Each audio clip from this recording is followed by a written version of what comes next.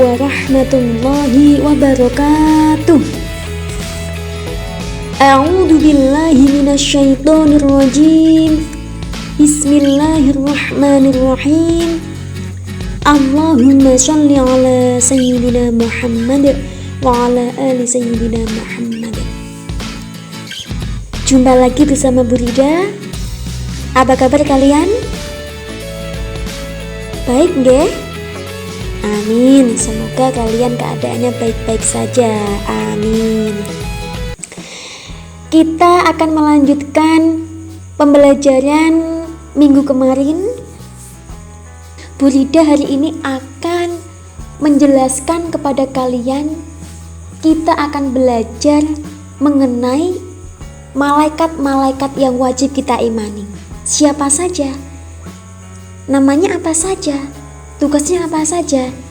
Akan Bu Rida jelaskan hari ini. Malaikat yang wajib kita imani itu ada 10. Ada 10. Ingat nggih? Malaikat yang wajib kita imani itu ada 10. 10 malaikat tersebut itu harus kita yakini kalau memang benar-benar ada. Siapa sajakah mereka? 1. Adalah malaikat Jibril. Malaikat Jibril. Sekali lagi, malaikat Jibril. Malaikat Jibril itu tugasnya menyampaikan wahyu. Tentunya dari Allah kepada Rasul. Contohnya, kalian sudah pernah dengar ceritanya Nabi Muhammad? Nabi Muhammad ketika di Gua Hira itu didatangi oleh laki-laki yang sangat tampan dan luar biasa. Kalian tahu nggak siapa itu? Itu adalah malaikat Jibril. Malaikat Jibril tugasnya menyampaikan wahyu. Sama ketika Nabi Musa di Bukit Tursina, itu juga yang menyampaikan wahyu adalah malaikat Jibril. Malaikat Jibril itu adalah pemimpin malaikat. Dia itu pemimpin. Kalau diibaratkan sebagai di dalam kelas, dia itu sebagai ketua kelas. Malaikat Jibril itu adalah pemimpin para malaikat. Lah, karena malaikat Jibril itu memimpin para malaikat, maka disebut sebagai Ruhul Kudus. Ruhul Kudus atau Ruhul Amin. Jadi, gelarnya malaikat Jibril adalah Ruhul Kudus atau Ruhul Amin. Yang kedua adalah malaikat Mikail. Malaikat Mikail. Apa tugasnya? Ayo, ada yang tahu nggak?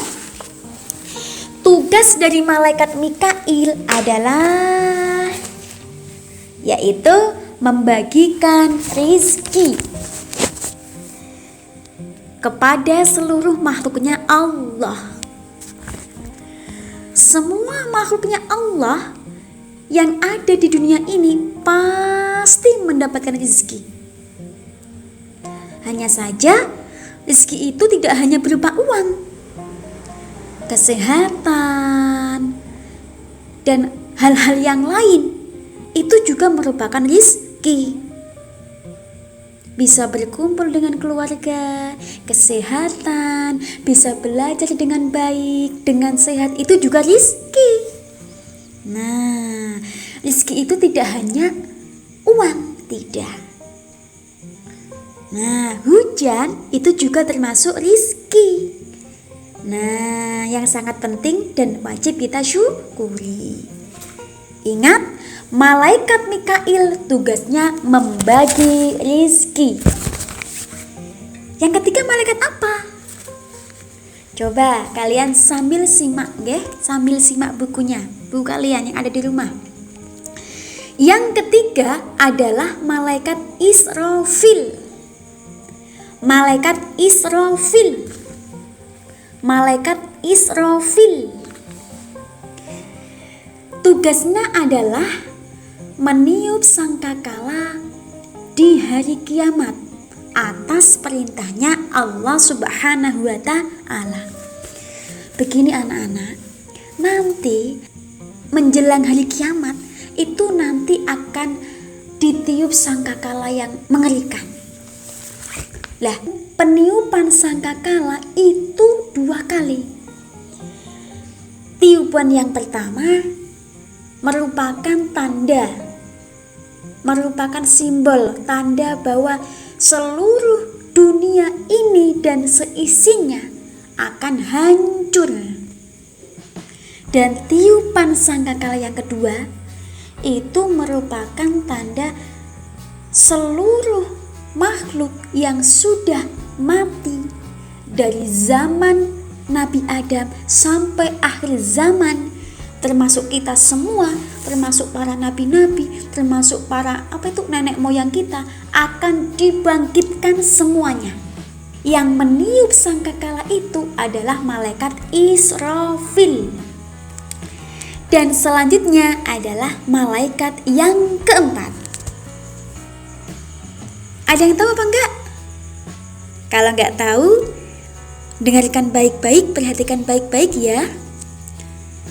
Malaikat yang keempat adalah malaikat Israil.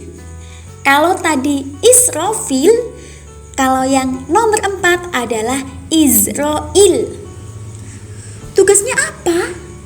Tugasnya adalah mencabut nyawa. Malaikat Israil bertugas mencabut nyawa sesuai waktu yang sudah ditentukan oleh Allah. Tentunya waktu mencabut nyawa, mautnya seseorang itu rahasianya Allah semata. Paham gak anak-anak? Yang kelima adalah malaikat Raqib.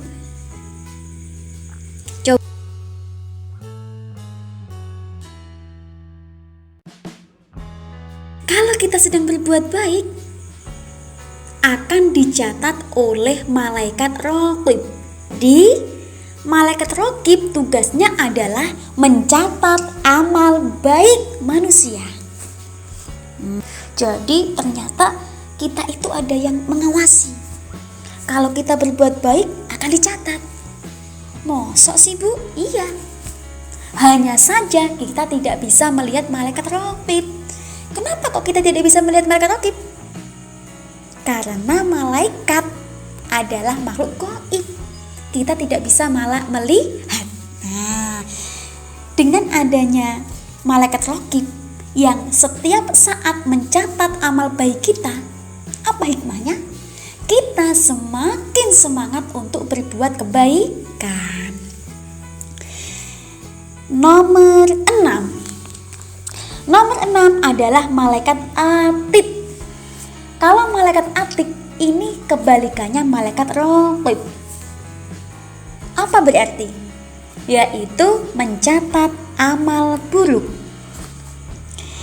Malaikat Atid bertugas mencatat perbuatan manusia. Tetapi yang harus dicatat adalah perbuatan yang buruk saja.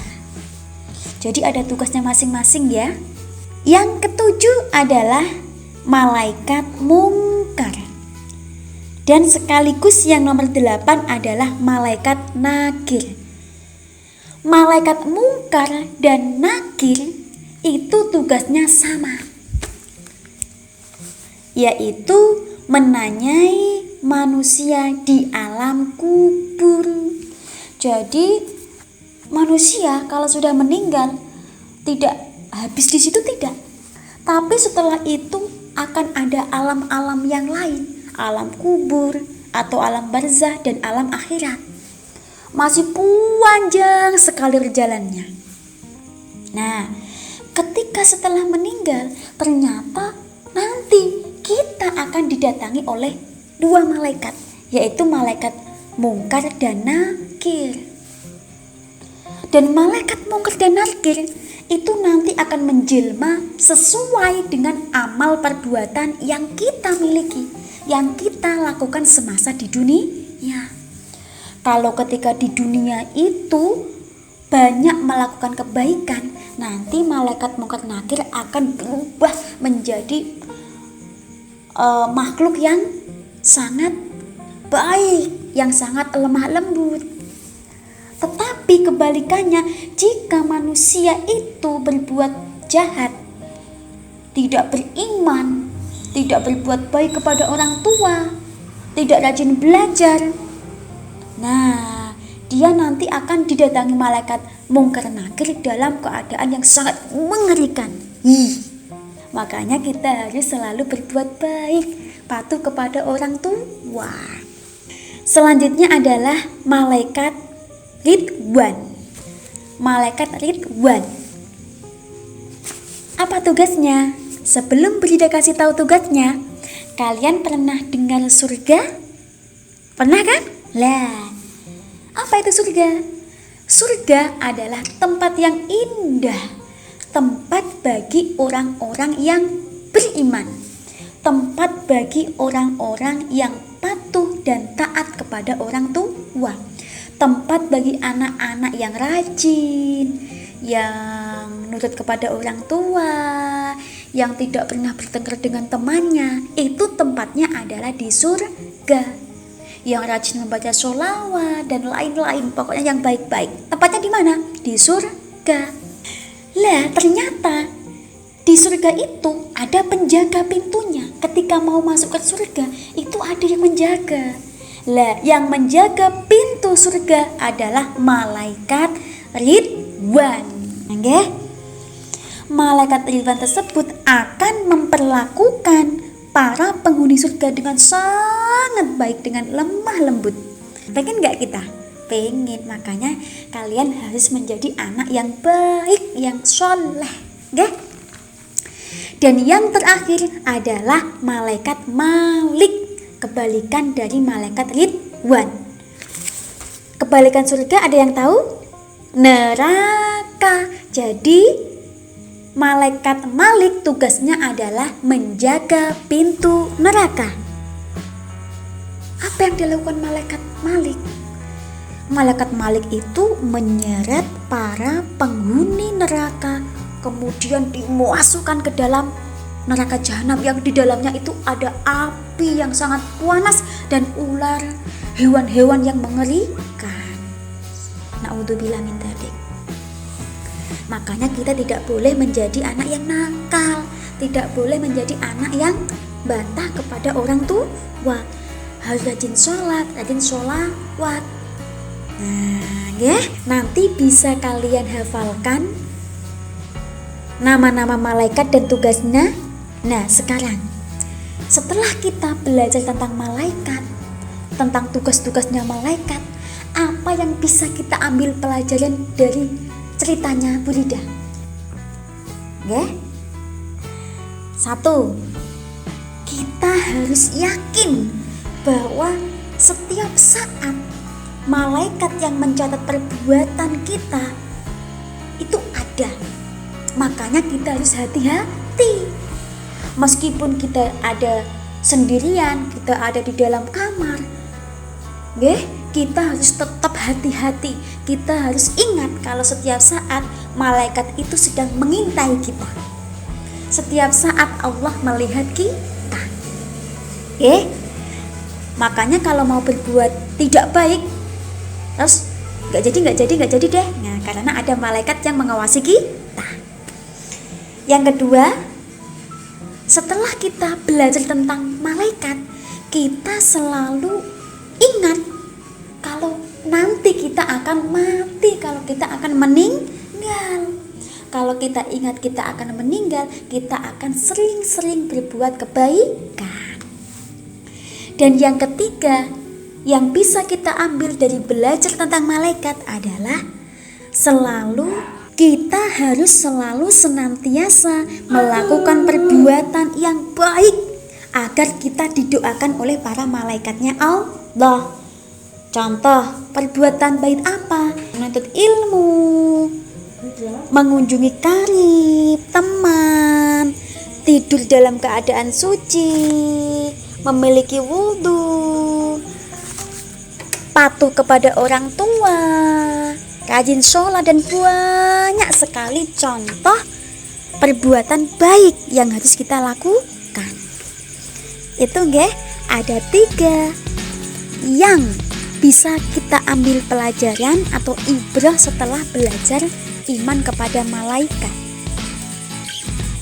Semoga pembelajaran kita bermanfaat. Selamat belajar nggih anak-anak, tetap semangat. Assalamualaikum.